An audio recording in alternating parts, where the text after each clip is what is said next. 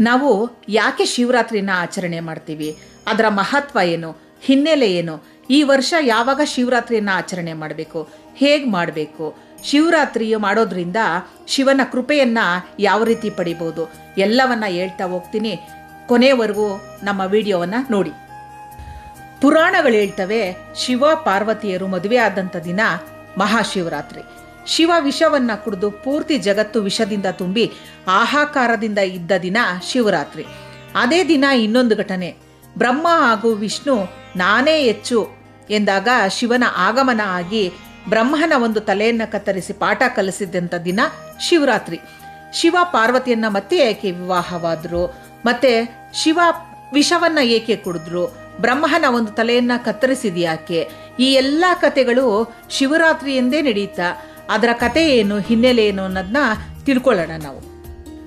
ಒಂದು ಸಲ ವಿಷ್ಣು ಮತ್ತೆ ಬ್ರಹ್ಮ ನಾನೇ ಹೆಚ್ಚು ನಾನೇ ಮಹಾನ್ ಎಂದು ಜಗಳ ಆಡ್ತಾ ಇದ್ರು. ಇದರಿಂದ ಲೋಕದಲ್ಲೆಲ್ಲ ಕೋಲಾಹಲ ಉಂಟಾಯಿತು. ಆಗ ಇವರಿಬ್ಬರ ಮಧ್ಯದಲ್ಲಿ ಒಂದು ಸ್ತಂಭ ಪ್ರಕಟವಾಗಿ ಆ ಸ್ತಂಭದಿಂದ ಒಂದು ಧ್ವನಿ ಕೇಳಿಸಿತು. ಯಾರು ನನ್ನ ಆದಿ ಮತ್ತು ಅಂತ್ಯ ಅಂದರೆ ಮೊದಲು ಮತ್ತು ಕೊನೆಯನ್ನ ಹುಡುಕುತ್ತಾರೋ ಅವರೇ ಮಹಾನ್ ಎಂದು ಹೇಳಿತು. ಆಗ ಬ್ರಹ್ಮ ಹಂಸದ ರೂಪದಲ್ಲಿ ಮೇಲೆ ಹಾರಿ ಹುಡುಕಲು ಶುರು ಮಾಡಿದರು. ವಿಷ್ಣು ವರಾಹ ರೂಪದಲ್ಲಿ ಕೆಳಗೆ ಹುಡುಕಲು ಶುರು ಮಾಡಿದರು. ಸಾವಿರಾರು ವರ್ಷ ಕಳೆದರೂ ವಿಷ್ಣುವಿಗೂ ಮತ್ತು ಬ್ರಹ್ಮನಿಗೂ ಮೊದಲು ಕೊನೆ ತಿಳಿಯಲಿಲ್ಲ. ವಿಷ್ಣು ತನ್ನ ಸೋಲನ್ನ ಒಪ್ಪಿಕೊಂಡರು. ಆದರೆ ಬ್ರಹ್ಮ ಸುಳ್ಳು ಹೇಳಿದರು ನನಗೆ ತಿಳಿಯಿತು ಎಂದು. ಇದರಿಂದ ಕೋಪಗೊಂಡ ಶಿವನು ಸುಳ್ಳು ಹೇಳಿದ ಬ್ರಹ್ಮನ ಆ ತಲೆಯನ್ನ ಕತ್ತರಿಸಿದನು. ಅವನ ದೇಹ ಅಗ್ನಿಯ ತಾಪದಿಂದ ಸುಡುತ್ತಿತ್ತು. ಅದನ್ನ ಶಾಂತ ಮಾಡಲು ಹಾಲಿನಿಂದ ಅಭಿಷೇಕವನ್ನ ಮಾಡಿದರು. ಈ ರೀತಿಯಾಗಿ ಮೊದಲು ರುದ್ರಾಭಿಷೇಕ ಮಾಡಿದ ದಿನ ಎಂದು ಪುರಾಣಗಳು ತಿಳಿಸುತ್ತವೆ. ಸಮುದ್ರ ಮಂಥನ ಸಮಯದಲ್ಲಿ ಬಂದ ಆಲಾಹಲ ವಿಷ ಜಗತ್ತನ್ನೆಲ್ಲ ಹರಡಲು ಶುರುವಾಯಿತು.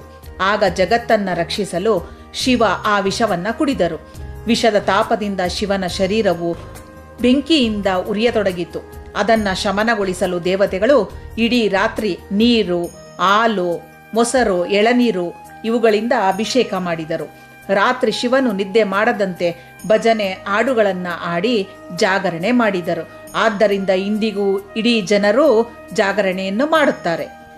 ಇನ್ನೊಂದು ಕತೆ ಎಂದರೆ, ಸಖಿಯು ಯಜ್ಞಕುಂಡದಲ್ಲಿ ಹಾರಿ ಪ್ರಾಣವನ್ನ ತ್ಯಜಿಸಿದಾಗ ಶಿವನ ಮನಸ್ಸು ಅಂಧಕಾರದಲ್ಲಿ ಮುಳುಗಿ ಬೈರಾಗಿಯಾಗಿ ಜಗತ್ತಿನ ಬಂಧನವನ್ನ ತೊರೆದು ಸಮಾಧಿ ಸ್ಥಿತಿಯಲ್ಲಿ ತಪಸ್ಸಿಗೆ ಕುಳಿತರು. ಆಗ ಮಾತೆ ಸಖಿ ಪಾರ್ವತಿಯ ರೂಪದಲ್ಲಿ ಜನ್ಮ ತಳೆದು ಸಮಾಧಿ ಸ್ಥಿತಿಯಲ್ಲಿದ್ದ ಶಿವನನ್ನ ಪಡೆಯಲು ಘೋರವಾದ ತಪಸ್ಸನ್ನ ಮಾಡಿ ಪ್ರೇಮದಿಂದ ವಿವಾಹವಾದರು. ಈ ಮೂರು ಘಟನೆಗಳಿಂದ ಶಿವರಾತ್ರಿಯು ಹೇಗೆ ಪ್ರಾರಂಭವಾಯಿತು ಎಂಬುದನ್ನು ಪುರಾಣಗಳು ತಿಳಿಸಿಕೊಟ್ಟಿವೆ. ಈ ವರ್ಷ ನಮಗೆ 2026 ಫೆಬ್ರವರಿ 15ರಂದು ಮಹಾಶಿವರಾತ್ರಿ ಬಂದಿದೆ. ಆ ದಿನ ನಾವು ಉಪವಾಸವಿದ್ದು ಸಂಜೆ ಶಿವನಿಗೆ ಪಂಚಾಮೃತ ಅಭಿಷೇಕ ಮಾಡಿ ಅವನಿಗೆ ಪ್ರಿಯವಾದ ಬಿಲ್ವಪತ್ರೆಯಿಂದ ಅರ್ಚನೆಯನ್ನು ಮಾಡಿ ಧೂಪ ದೀಪ ಆರತಿಯನ್ನ ಬೆಳಗಿ ಅವನಿಗಿಷ್ಟವಾದ ಗೋಧಿ ತಂಬಿಟ್ಟು, ಅಕ್ಕಿ ತಂಬಿಟ್ಟು, ರಸಾಯನ, ಹೆಸರುಬೇಳೆ, ಉಪ್ಪಿಟ್ಟು ನೈವೇದ್ಯಗಳನ್ನು ಮಾಡಿ ನಂತರ ಶಿವನ ದೇವಾಲಯಕ್ಕೆ ಹೋಗಿ ದರ್ಶನವನ್ನು ಪಡೆದು ಮನೆಯಲ್ಲಾದರೂ ಸರಿ ದೇವಾಲಯದಲ್ಲಾದರೂ ಸರಿ ಕೀರ್ತನೆ ಹಾಡು ಶಿವನ ಕಥೆಗಳನ್ನು ಕೇಳಿ ಜಾಗರಣೆಯನ್ನು ಮಾಡಬೇಕು. ನಂತರ ಮಾರನೆಯ ದಿನ ಹೋಳಿಗೆ ಮೃಷ್ಟಾನ್ನವನ್ನು ಮಾಡಿ ಪೂಜೆಯನ್ನು ಮಾಡಿ ಊಟವನ್ನು ಮಾಡಬೇಕು.